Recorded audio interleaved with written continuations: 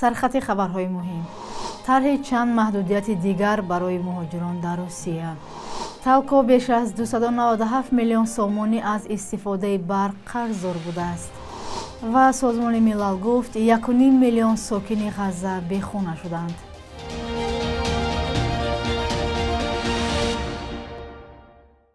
سلام و روزتان بخیر بیننده های عزیز. شما برنامه نویدی بامدادی رو تماشا دارید که از دوشنبه تقدیمتان می شود.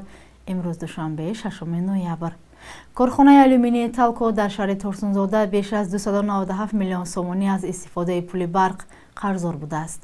محمد قربانوف راهبر شبکه‌های برق شهر ترسونزاده به نشریه رسمی جمهوریت گفته است که تا چند پیش این شرکت 320 میلیون سومونی از پول برق قرضدار بود، ولی تالکو کمی قرضش را پرداخت کرد.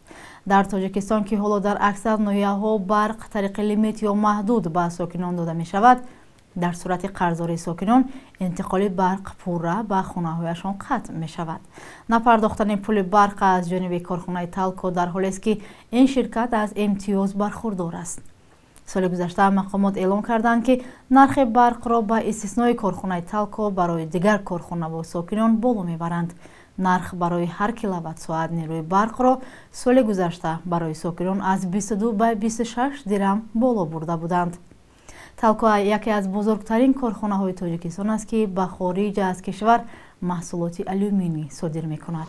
وزارت کارهای داخلی روسیه طرح قانونی را آماده کرده است که بر اساس آن گشودن حساب بانکی، ثبت نام ماشین و مالکیت و بستن عقد نکاح به مهاجران بودباششان غیر قانونی منع خواهد شد.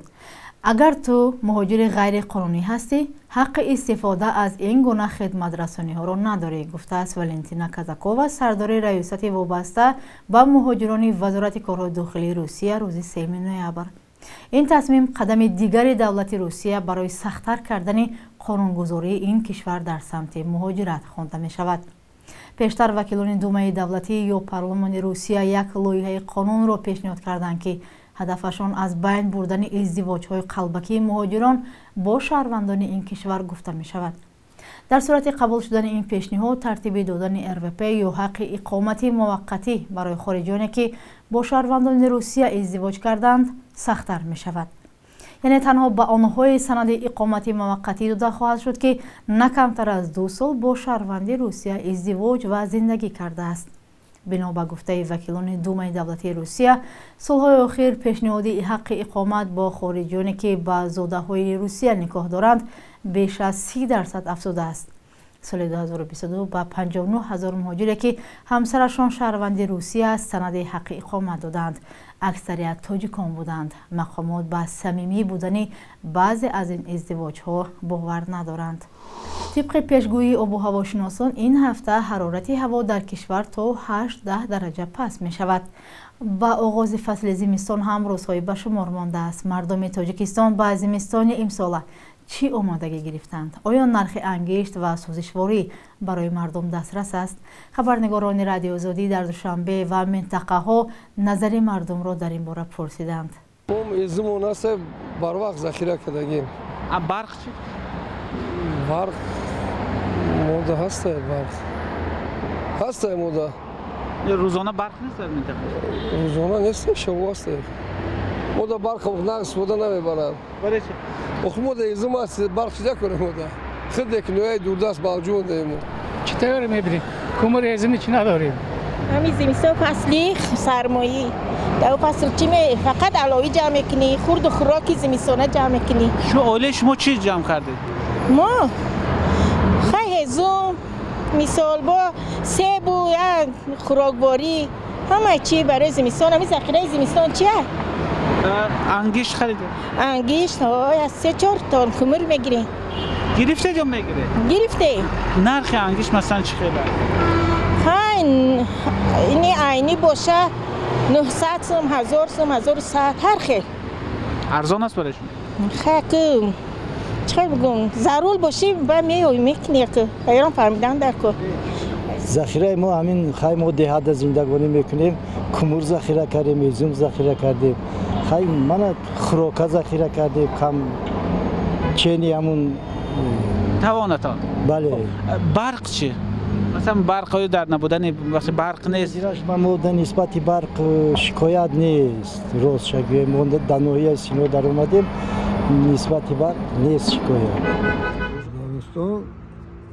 زمستان همینطور که سویت اگر پستان باشه عذاب نمیکشیم یا بالا میکنیم سویت هم پستو خیلی میشود از نبودن دار انا میگی دیگه علاج نیست ما اتاج داریم اگر سویت بوم برا ما خنک میخوریم دیوالا سیب سیام میشود ما میخوریم زمستان فقط همه پلیتکه گاز ختم میدونیم نیست ماده ایتالی سویت باشه پلیتکه میمانیم چند در میبرم مکار میگی ما پنسای ما 350 سوم همین سویت کار میکنه قریب 400 سوم برای چکی گودک داریم چی داریم ما خنک نخوره گفته دوتا پلیتکه میمانیم دو خانه ده قریب 400 350 کار میکنه خیلی اشکال قین و خیلی اشکال کنیم دیگه بید چو چرخ شکسته تیار کردیم کمر میخریم تیار میمونیم و زمستون آماده میشیم ما شخصا هنگیش 1 تن 2 تن میگیریم باقی مثال حسابی سوزشواری ما حسابی لال چوروا که داریم مثل حسابی همون چوروا استفاده میبریم ما در کم میگیریم ما در کم به نظر میاد. همین در دهات تاجیکستان وقتی روزانه برق نیست لیمیت است زمستان گذرانی چی از اوپا دارد؟ اگر در دهات سبک است چون که مقصد پیچکای سویتی داریم و با علاوه قطعی که استفاده میبریم مدام قش اگه باشه خوب است لیکن نباشم یک علاج میکنیم مقصد که تیار میکنیم که در مثل ناحیه مثل درون شهر رو البته قینه. بیننده های عزیز آمادگی شما به زمستان چگونه است؟ نظر خود را زیر این برنامه برایمان نویسید. سازمان ملل متحد گفته است که 1.5 میلیون اهالی غزه در یک ماه جنگ اسرائیل با حماس مجبور شدند که خانه های خود را ترک کنند. بیش از 700,000 آنها در مؤسسه های ساخته سازمان پناه بردند. اینها مکتب، بیمارخانه و پناهگاه های موقتی هستند.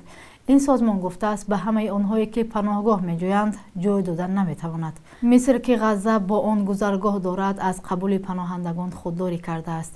تنها از اول ماه نوامبر مصر اجازه داد که طریق گذرگاهی رفح خارجیان و زخمیان از غزه بیرون شوند.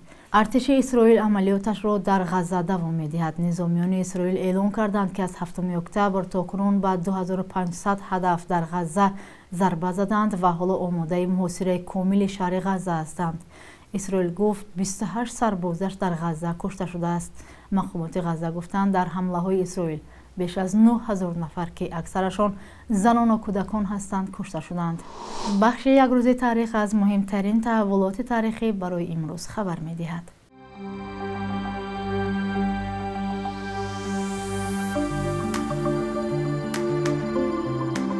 6 ноябри соли 1994 Конституцияи Тоҷикистон қабул шуд. Конституцияи Тоҷикистон 3 бор тағйир дода шуд. Дар райпурсиҳое ки созмонҳои байналмилалӣ ношаффоф номиданд, муҳлати президентӣ аз 2 давраи 5 сола ба 2 давраи 7 сола иваз карда шуд ва президент Эмомалӣ Раҳмон ки пешвои миллат ном гирифт, ҳаққи бемаҳдудият дар интихоботҳои президентӣ номзад шуданро пайдо кард. Дар таҳрири 3-юми Конституция фаъолияти ҳизби динӣ, манд ва ба шахсони 30 сола иҷозаи иштирок дар интихоботи президентӣ ва узвият дар Маҷлиси Миллӣ дода шуд. писари Эмомалӣ Раҳмон Рустами Эмомалӣ дар 33 солагӣ раиси Маҷлиси Миллӣ ва амалан шахси дуввуми ҷумҳурӣ гардид. 6 ноябри солҳои 2006 ва 2013 дар Тоҷикистон интихоботҳои президентӣ баргузор шудааст ки ҳар дафъа Эмомалӣ Раҳмон барандаи он эълон шуд. Ин ва дигар интихоботҳои президентӣ ҳарчанд бо ҳузури расмӣ чанд номзади дигари курсии президентӣ баргузор шудааст, ҳеҷ як интихоботро мутобиқ ба меъёрҳои интихоботи воқеӣ ва демократӣ эътироф накардаанд. 6 ноябри соли 1948 зодрӯзи ҳунарпеша ва коргардони театру синамо, барандаи телевизион ва радио Нурулло Абдуллоев аст. ин ҳунарпеша даҳҳо нақшро бозӣ карда, нақшҳояш дар намоишномаҳои театрии Аллома Адҳам ва дигарҳо, Шоҳ Исмоили Сомонӣ, кораш дар филмҳои Дар орзуи падару Тақвими интизорӣ хотирмон мебошад.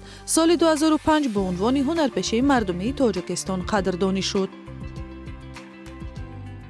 бонки миллӣ қурби арзи хориҷиро барои имрӯз чунин таъин кардааст: 1000 рубли русӣ 117 сомонӣ, 100 доллари амрикоӣ 1095 ва 100 евро ба 1166 сомонӣ баробар аст. дар бонкҳои тиҷоратӣ қурби асъор метавонад фарқ кунад.